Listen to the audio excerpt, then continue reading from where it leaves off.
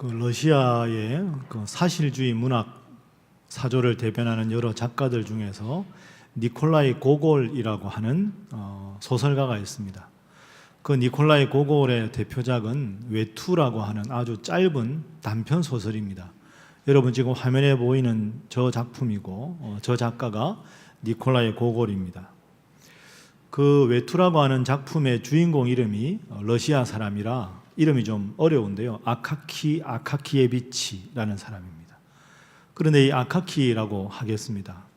이 주인공은 그 관청의 아주 하급 직원이었습니다. 하급 직원이다 보니까 뭐 소득도 많지 않고 평생 아주 우직하게 그리고 검소하게 그 일을 잘 감당하던 사람이었습니다. 하급 말단 직원이라 수입이 변변치가 않아서 러시아가 얼마나 춥습니까? 늘 외투를 입고 다녔는데 이 외투가 이제 점점 낡아지기 시작한 겁니다. 그래서 이제 급기야는 수선집에 이 외투를 맡기라고 갖다 줬는데 수선하는 분이 더 이상 이 외투는 수선이 안 되니까 그냥 입든지 버리든지 알아서 하라고 그럴 정도였습니다. 그래서 그런지 이 아카키라고 하는 이 주인공에게서 평생 소원은 남들이 봤을 때 야, 참 멋지다 할 만한 아주 화려하고 값비싼 외투를 색을 사서 입는 것, 그게 인생의 목표였습니다. 그 인생의 목표를 달성하기 위해서 열심히 돈을 모아서 저축을 했습니다. 그래서 마침내 이 아카키라고 하는 사람이 그 낡고 그 참 보잘것없던 외투를 다 벗고 아주 화려하고 아주 비싼 그 외투를 처음으로 사서 입고 관청에 출근을 했습니다.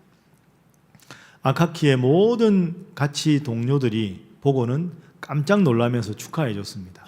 얼마나 이것이 큰일인가 하면 그날 저녁에 이제 직원들이 다 이제 집에 돌아가야 되는 근무가 파는 시간에 조촐한 파티를 열어주었습니다. 아카키가 멋있는 외투를 샀으니까 그 외투 산 걸 기념하는 파티를 열었습니다.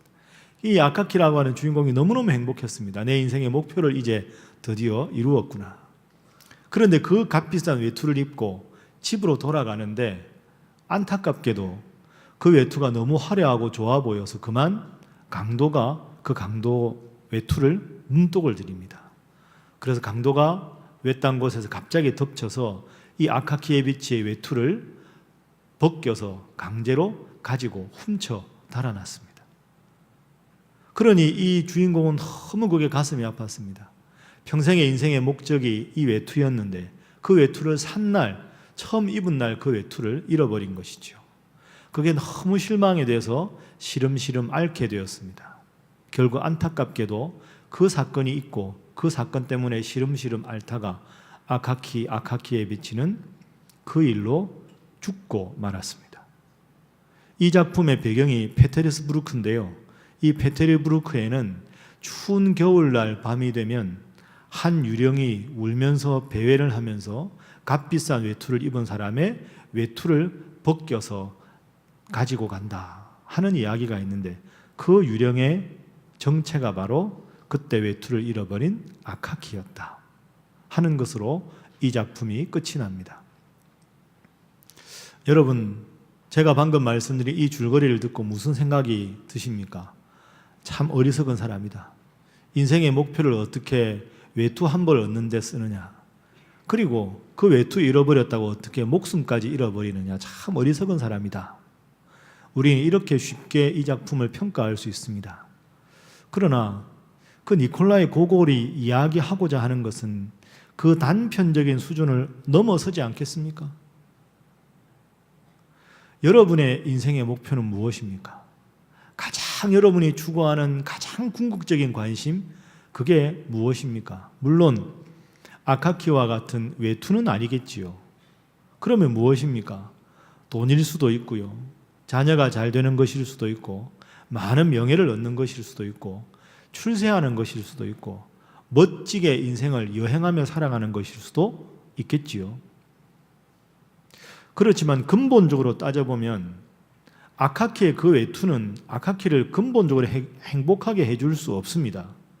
그 외투를 입고 다니면 더 값비싸고 더 화려한 외투가 시장에 늘 출시가 되기 때문이죠. 그럼 상대적으로 더 초라해지지 않겠습니까? 있다가 없어질 것, 영원하지 않은 것이 우리를 행복하게 해줄 수는 없습니다. 그렇다면 우리가 추구하는 것이 외투가 아니라 할지라도 돈이든 출세든 자녀든 그 어떤 것도 영원하지 않다 하는 의미에서는 아카키의 그 외투와는 별반 다를 것이 없는 것이지요. 당신은 지금 무엇을 추구하며 무엇 때문에 인생의 즐거움을 누리고 있습니까? 그리고 그것이 정말로 영원한 것입니까? 하는 이 질문이 바로 니콜라이 고골이 외투라는 작품에서 우리 독자들에게 던지는 중요한 인생의 질문이라고 생각합니다. 이번 주간에 우리는 말씀과 함께 전도서를 읽었습니다.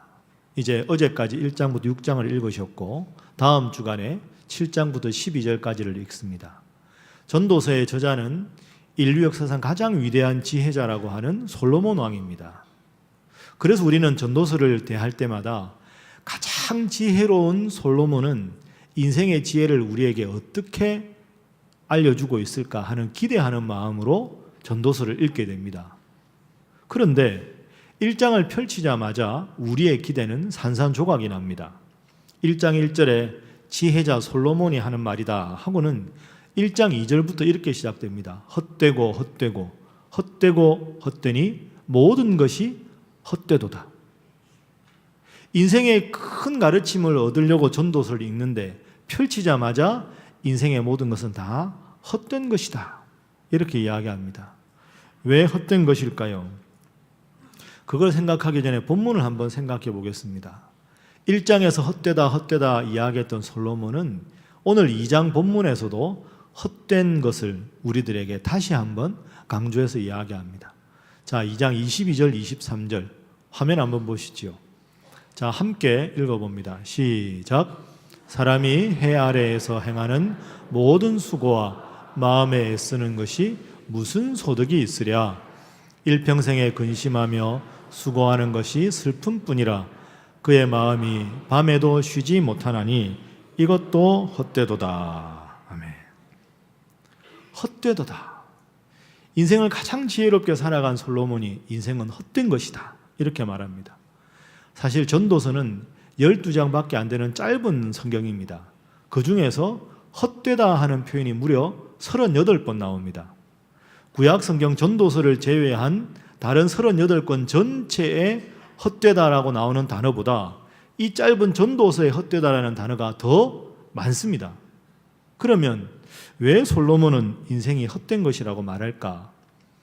우선 헛되다라는 단어를 한번 생각해 보겠습니다. 이 헛되다에 해당되는 히브리어는 하벨이라는 단어인데 이 하벨이라는 단어는 원래 헤벨에서 왔습니다.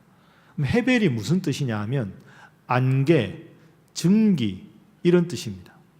여러분, 안개나 연기나 증기의 공통점 뭡니까? 모여 있다가 공기 중에 확산되면 사라지는 겁니다. 안개는 햇볕이 쨍쨍한 날이면 안개가 모여 있다가 싹 사라지죠. 있다가 없어지는 것. 그러니까 헛된 것이라는 거죠. 그래서 있다가 사라지는 것이라는 말로 우리는 덧없다. 참 인생이 덧없는 것이다. 한자어로는 인생이 참 무상하다. 이렇게 표현을 합니다. 여러분, 제가 처음에 여러분에게 소개한 그 외투라는 작품을 한번 생각해 보십시오. 외투는 있다가 낡아서 언젠가 없어집니다. 우리가 지금 추구하는 것도 종류는 다르지만 다 똑같지 않습니까? 여러분 인생의 제일 큰 관심이 세상적으로 어디에 있습니까? 부모는 자녀에 대한 관심이 지대합니다. 자녀 때문에 기뻐하고 즐거워합니다. 그런데 여러분 그 기쁨과 즐거움이 영원하지 않습니다. 제일 부모를 또 힘들게 하고 마음 아프게 하는 것도 사실은 자녀입니다. 돈 많이 벌어 좋을 때도 있지만 나보다 더 많이 가진 사람들이 누리는 걸 보면 질투가 나기도 하고 돈 많이 못 벌면 힘이 빠지고 약해지기도 합니다. 살림살이 과거보다 훨씬 안락한 삶을 누린다고 기뻐하기보다는 더 많은 것을 누리지 못해서 때로는 여러 가지로 우리 마음이 힘들고 어려울 때도 있지 않습니까? 여기 연세 드신 우리 장로님, 집사님, 권사님 많이 계신데 평생 최선을 다해 살아오셨는데 이제는 기력이 쇠하고 과거 같지 않은 스스로의 모습 보면서 인생이 참 덧없다. 벌써 내가 이 나이가 되었구나. 벌써 내가 하나님 부르실 날이 얼마 남지 않았구나. 죽음을 목전에 두고 생각을 해보면 두고 온 인생이, 살아온 인생이 후회스럽기도 하고 막막하기도 하고 답답하기도 하고 그렇습니다. 그야말로 인생은 아쉬움만 많고 영원한 것이 없습니다. 인생 무상입니다. 그 인생 무상을 솔로몬이 다시 한번 우리에게 강조합니다. 2장 4절부터 11절에 한 가지 구체적인 예를 듭니다. 2장 4절 이하에 보면 어떤 사람이 사업을 아주 크게 하고 집들을 많이 짓고 포도원을 일구고 동산과 과수원을 만들고 많은 하인들을 고용하고 수많은 보물들을 수집하고 내가 원하는 모든 것을 다 가졌습니다. 여러분, 그러면 행복할까요? 안 가져봐서 모르겠습니다. 그게 정답일 수도 있겠지만 그 모든 것을 다 누린다고 행복할까요? 솔로몬의 해답은 아니라는 겁니다. 그 많은 걸 누린다고 행복하지 않다. 이유가 뭘까요? 5장 10절에 솔로몬이 설명합니다. 화면 보시지요. 은을 사랑하는 자는 은으로 만족하는 법이 없습니다. 풍요를 사랑하는 자는 소득으로 만족함이 없습니다. 그러니까 아무리 많이 가져도 더 많이 가지고 싶어하는 욕심이 있기 때문에 그것도 헛된 것이다. 덧없는 것이다. 이런 것이죠. 자, 그래서 여러분 여기까지 전도서를 읽으면 참 곤란합니다. 인생을 어떻게 사는 게 지혜로울까를 생각하고 기대하는 마음으로 전도서를 읽었는데 펼치자마자 계속 헛되다 그렇게 하는 거 다 헛되다, 좋은 것 먹는 거, 좋은 집 사는 거 다 헛된 일이다. 그럼 어떡하란 말입니까? 인생을 살긴 살아야 되는데 가장 지혜롭게 살았던 사람이 헛되다라고 말을 한다면 살아야 되는 우리가 헛되지 않게 살아갈 수 있는 방법이 무엇이 있을까요? 이것이 전도서가 주장하는 가장 중요한 주제입니다. 이 주제를 정확하게 파악하는 것이 우리가 인생을 슬기롭게 살고 전도서를 정확하게 읽는 근거가 되는 거죠. 자, 이 열쇠가 되는 본문이 하나 있습니다. 2장 10절과 2장 24절 말씀인데요. 자, 여러분 표를 한번 보겠습니다. 자, 2장 10절은 헛된 삶을 솔로몬이 설명하고 2장 24절은 헛되지 않은 삶을 설명합니다. 헛된 삶 제가 읽어보겠습니다. 10절 무엇이든지 내 눈이 원하는 것을 내가 금하지 않고 다 얻었고 무엇이든지 내 마음이 즐거워하는 것을 내가 막지 않고 다 얻었다. 이것이 중요한 부분입니다. 나의 모든 수고로 말미암아 얻은 몫이로다. 자, 저걸 기억하시고요. 오른쪽 24절 헛되지 않은 삶. 사람이 먹고 마시고 수고하는 것보다 그의 마음을 기쁘게 하는 것이 없나니 내가 이것도 본즉 하나님의 손에서 나오는 것이로다. 여러분, 이 두 가지의 결정적인 차이가 뭡니까? 나의 수고로 말미암아 얻은 것이다 하는 것과 하나님의 손에서 나온 것이다 하는 고백의 차이입니다. 자, 그러면 제가 방금 여러분에게 제기한 질문으로 돌아갑니다. 인생은 살아갈 수밖에 없는데 솔로몬은 인생은 헛된 것이라고 말합니다. 그러면 우리가 인생을 살아가면서 헛되지 않게 살아갈 수 있는 삶의 지혜가 무엇이냐? 그 지혜 첫 번째 솔로몬이 우리에게 가르쳐 주는 것은 모든 것의 주인이 하나님이심을 고백하라 하는 겁니다. 한번 따라하겠습니다. 모든 것의 주인은 하나님이십니다. 다시 한번 합니다. 모든 것의 주인은 하나님이십니다. 여러분 믿습니까? 여기에 분명히 아멘 할 수 있어야 인생의 의미를 깨달을 수 있습니다. 자, 아까 2장 10절 여러분 한번 기억해 보십시오. 내가 열심히 수고하고 내가 열심히 노력해서 많은 것을 이루었는데 결과는 뭡니까? 내 손으로 수고한 것이다. 내가 한 것이다. 그렇게 말하면 인생은 헛될 수밖에 없다는 거죠. 왜 그럴까요? 욕심은 무한한데 우리의 현실은 유한할 수밖에 없습니다. 그러니까 덧없는 거지요. 허무하지요. 많은 걸 추구했지만 내 마음에 만족이 없기 때문입니다. 그리고 내가 수고해서 모든 걸 얻었는데 이걸 가지고 죽음 이후에도 연결될 수가 없습니다. 죽는 순간 다 놓고 가야 되지요. 그러면 지금까지 이루어놓은 그 모든 걸 다 그냥 고스란히 놓고 간다. 인생이 덧없는 겁니다. 헛된 것이지요. 자손에게 물려준다. 의미 있지만 그걸 물려준다고 해서 자손이 행복할 수 있다는 보장은 없습니다. 그러니 이렇게 생각해 보아도 인생이 덧없고 저렇게 생각해 보아도 인생이 덧없는 것이지요. 그런데 여기서 솔로몬이 우리에게 제시하는 방식은 이 모든 것이 내가 수고하고 먹고 자고 쉬고 하는 일상의 모든 것이 하나님의 손에서 난 것이라고 고백하라. 그 고백이 나의 진실한 고백이 될 때 인생의 허물을 극복할 수 있다. 이렇게 우리들에게 소개합니다. 여러분, 오늘 설 연휴 끝나고 교회 오셨습니다. 잘 오셨습니다. 여러분 참 훌륭한 분들입니다. 그런데 생각해 보십시오. 이게 그냥 자연스럽게 된 일이 아닙니다. 밤새 안녕입니다. 여러분 아침에 잠자리에서 일어날 수 있다는 게 얼마나 큰 은혜입니까? 저는 아침에 주일날 일어나면 맨 처음에 기도하고요. 기도 끝나고 나서 맨 먼저 하는 게 있습니다. 이거 합니다. 이게 뭐냐 하면 제 목소리가 쉬지 않았는가 점검하는 겁니다.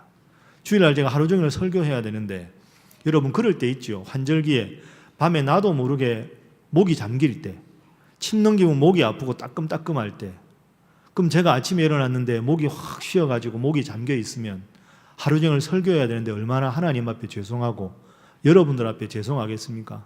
오늘도 아침에 눈 딱 떠서 기도하고 목소리가 괜찮구나. 하나님 감사합니다. 그러고 왔습니다. 여러분 생각해보면 이게 작은 기적입니다. 내 목소리지만 내가 컨트롤 할 수 있는 게 아닙니다. 아침에 여러분 자리에서 일어났다는 것 자체가 얼마나 감사한 일입니까? 밤새 잘 주무셨습니까? 그게 감사한 일이지요. 지금은 주무시면 안 됩니다. 그죠? 아침에 일어나서 오늘도 건강한 몸을 주셔서 예배당에 나오신 것만도 감사한 일입니다. 겨울철에 보면 특히 우리 연세 드신 분들 중에 교회 나오시다가 미끄러져서 실족해서 병원에 입원하신 분들 참 많습니다. 그분들은 신방 가보면 소원이 뭘까요? 빨리 나와서 주일날 두 발로 교회 나가고 싶다. 이게 소원입니다. 여러분, 우리의 눈이 건강해서 하나님 말씀을 볼 수 있다는 것도 은혜고요. 우리의 귀로 하나님께 찬양하는 소리를 들을 수 있다는 것도 은혜고요. 오늘도 건강한 몸을 주셔서 이 자리에 나온 것도 은혜고, 예배 끝나고 국밥을 먹는 것도 은혜입니다. 교인들끼리 교제하는 것도 은혜지요. 내 손으로 내 힘으로 된 게 하나도 없습니다. 여러분, 이게 인생이고 이게 인생의 지혜입니다. 내가 앉고 서고 내가 오늘 하루도 생활해 나가는 이 모든 것이 다 하나님의 손에 있는 것이구나. 하나님께서 내게 은혜를 주셨기 때문에 내가 오늘도 살아갈 수 있는 것이구나. 이 고백이 여러분의 평생의 고백이 되시기를 주님의 이름으로 축복합니다. 한번 따라하겠습니다. 모든 것이 하나님의 손에서 나오는 것이로다. 이 고백 평생 하시기를 주님 이름으로 축복합니다. 저희가 어릴 때는 옛날에 설명절에 연날리기 참 많이 했습니다. 요즘에는 연날릴 공간이 별로 없죠. 근데 연날리기 하면 이제 얼레에다 실을 감아가지고 이제 연날리기를 바람 부는 날 하지 않습니까? 그럼 주로 이제 방패연이나 가오리연을 가지고 합니다. 그럼 친구들하고 이제 저기 논두렁 같은 데 가서 이제 연을 멀리 날리죠. 누구 연이 더 멋있느냐, 누가 더 높이 멀리 연을 날리느냐, 그게 이제 아이들 사이에 제일 큰 관심입니다. 그런데 바람 부는 날 이제 연을 저 멀리 날리면 기분이 참 좋죠. 내 연은 저 멀리 있고요, 내 손에는 얼레가 있습니다. 이걸로 실을 감았다가 풀면 연을 조정할 수가 있는 거죠. 그런데 저기 멀리 있는 연과 내 손에 있는 얼레 사이에는 실로 연결이 되어 있습니다. 이 실이 끊어지면 그 연은 생명이 없는 거죠. 그런데 멀리 연은 보이지만 그 사이에 있는 실은 보이지 않습니다. 그런데 그 실 때문에 연이 연일 수 있는 거지요. 저는 하나님 믿는 우리 성도들의 삶이 바로 이런 것이라고 생각합니다. 내가 내 뜻대로 해 아래 인생을 내 임의로 살아가는 것 같지만 해 위에 하나님의 인도하심을 늘 받아야 합니다. 하나님과 내가 눈에 잘 보이지 않지만 실로 연결되어 있듯이 믿음으로 연결되어 있어야 우리가 인생을 행복하게 아름답게 살아갈 수가 있는 것이지요. 저는 우리 현실과 그리고 하나님, 해 아래 인간과 해 위에 하나님을 연결하는 것이 은혜요. 우리가 할 수 있는 건 기도라고 생각합니다. 내 관점에서 세상을 살아가는 게 아니라 내 모든 것이 하나님의 손에 있음을 깨닫고 이제는 하나님의 관점에서 나의 인생을 바라보는 것. 하나님께서는 이 순간 나에게 어떻게 생각하고 어떻게 말하고 어떻게 행동하기를 원하실까? 그게 우리의 관심이지요. 그 관심을 해결하는 열쇠가 기도입니다. 그래서 기도는 하나님 믿는 사람들에게 의무가 아닙니다. 이 땅에 살아가지만 하늘의 지혜를 얻어서 살아갈 수 있는 가장 중요한 삶의 비결이 기도입니다. 기도는 의무가 아니라 특권입니다. 여러분, 설을 지내셨습니다. 새해 어떻게 계획하십니까? 하나님 뜻대로 살아가기를 원합니다. 그렇게 말씀만 하지 마시고 하나님 뜻대로 늘 살아가기 위해서 내 인생이 하나님의 손에 있음을 늘 기억하고 살아가기 위해서 날마다 기도에 힘쓰시는 사랑하는 신일의 모든 성도들 되시기를 주님 이름으로 축복합니다. 자, 우리 옆에 분들과 인사 한번 하겠습니다. 기도로 하나님의 뜻을 물으시기 바랍니다. 하겠습니다. 다시 한번 하겠습니다. 잘하실 줄 믿습니다. 하겠습니다. 자, 그래서 헛된 인생에 헛되지 않게 살아가는 첫 번째 죄는 내 모든 것이 하나님의 손에 있음을 고백하는 것이다. 두 번째는 내 모든 것이 하나님의 손에 있음을 고백하면 두 번째 우리가 할 수 있는 고백이 있습니다. 한번 따라하겠습니다. 일상이 하나님의 축복이다. 다시 합니다. 일상이 하나님의 축복이다. 그렇죠? 하나님의 관점에서 하나님이 내 인생을 다 굽어 살피시니까 기쁜 일이 있으면 기쁜 일도 하나님 은혜라고 받아들이고 혹시 내 뜻대로 인생이 풀리지 않아서 힘들고 어려운 일이 있어도 이 힘든 것 가운데 하나님이 더 크게 역사하실 것이니 그 하나님을 기대하고 살아가면 고통도 때로는 은혜일 수가 있는 것이죠.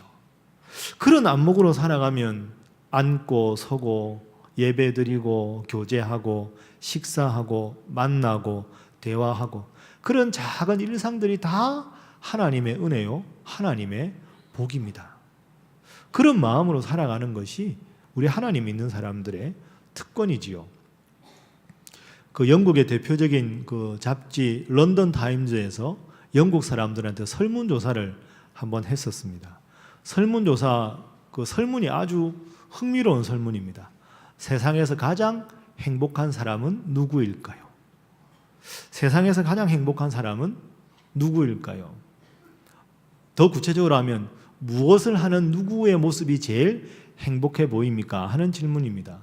거기에 1등부터 4등까지 했던 가장 행복한 사람들의 모습 1위는 바닷가에서 멋진 모래성을 완성한 어린이. 그게 가장 행복하다. 바닷가에 이제 어릴 때 우리가 모래성 만들지 않습니까? 그거 탁 만들어 놓고 기뻐하는 아이의 환한 얼굴. 가장 행복한 모습 1위. 2위는 아기를 목욕시킨 다음에 아기의 맑은 눈동자를 바라보는 어머니. 그게 2위. 3위. 멋진 예술품을 완성하고 한 발자국 멀리 서서 손을 털면서 그 예술품을 관조하는 예술가. 3위. 4위는 죽어가는 환자를 살리고 수술을 끝낸 의사. 가만히 보면 정말로 행복한 순간이고 행복한 사람들이라고 생각합니다. 이 대답 중에 정말로 돈이 많은 재벌이나 신분이 아주 높은 귀족이나 명성을 많이 얻은 그런 유명인은 사실 없었습니다. 제가 몇 주 전에 여러분 설교할 때 작년 2017년 우리나라에서 아주 유행한 키워드가 욜로족이라고 말씀드렸습니다. 기억나시지요? You only live once. 한 번밖에 없는 인생 행복하게 살아가자. 올해로 넘어와서 아주 중요하게 떠오르는 키워드는 소확행이었습니다. 작지만 확실한 행복을 누리면서 살아가자. 소확행. 그런데 저는 그렇게 생각합니다. 어떻게 하면 일상의 작은 것에서 확실한 행복을 찾으며 살아갈 수 있을까? 그건 하나님을 믿어야 가능한 줄로 믿습니다. 하나님을 믿어야 하나님께서 나에게 소중한 가족을 주시고 소중한 예배당을 주시고 소중한 성도들을 주시고 하나 일상의 작은 것, 스쳐 지나가는 것을 그저 스쳐 지나가는 게 아니라 그걸 통해서 감사할 수 있고 행복을 느낄 수 있는 사람, 하나님 주신 마음으로 인생을 살아가는 사람만 가능한 거지요. 그렇게 일상을 축복으로 여기고 행복으로 여기는 삶, 그게 하나님 믿는 믿음으로 가능한 것이지요. 여러분, 일상이 행복입니다. 일상이 하나님의 축복입니다. 축복은 특별한 걸 받아야 축복이 아닙니다. 널려있는 모든 축복을 축복으로 바라볼 수 있는 안목이 신앙입니다. 여러분, 오늘도 이렇게 살아간다는 것이, 오늘도 하나님 앞에 예배드린다는 것이 얼마나 감사한 일입니까? 그래서 기독교의 감사는, 성경에서 가르치는 감사는 환경에 대한 것이 아닙니다. 데살로니가 전서에 범사에 감사하라 이런 말씀이 있지요. 여러분, 범사에 감사가 가능합니까? 환경이 좋아지면 감사하고 환경이 나빠지면 불평하는 게 우리 인생입니다. 범사에 감사하라는 말씀은 환경을 바라보고 감사하라는 말씀이 아닙니다. 그럼 뭘까요? 감사는 의식의 변화에 있습니다. 감사한 일이 있으면 감사하는 마음으로, 힘들 때는 힘든 순간에 도와주시는 하나님의 능력을 믿는 의식의 변화에 감사가 있는 거죠. 모든 것이 감사할 것밖에 없다라고 내 의식을 변화시키는 것, 그것에 감사가 있고, 그래야 범사에 감사가 가능하고, 그래야 행복한 삶을 살아갈 수가 있는 것이지요. 사랑하는 여러분, 일상이 하나님의 축복입니다. 특별한 걸 받아서 행복한 게 아니라 매일매일 살아가는 삶 자체가 하나님 주신 행복이라 고백하시는 여러분 모두가 되시기를 주님 이름으로 축복합니다. 그러기 위해서 우리 모두가 꼭 기억해야 될 중요한 표어가 있습니다. 제가 오늘 여러분 설교 제목을 이걸로 잡았는데요. 한번 따라해 보겠습니다. 해 아래 인생, 해 위에 하나님. 다시 한번 할까요? 해 아래 인생, 해 위에 하나님. 우리는 다 해 아래 살아갑니다. 해 아래 살아가는 우리의 인생이 해 위에 하나님과 연결되어 있다. 해 위에 하나님의 뜻을 깨닫는 것이 기도다. 날마다 기도하고 하나님 뜻을 물으셔서 일상의 행복이라고 날마다 고백하는 사랑하는 신일의 모든 성도들 되시기를 주님 이름으로 축복합니다. 기도하겠습니다.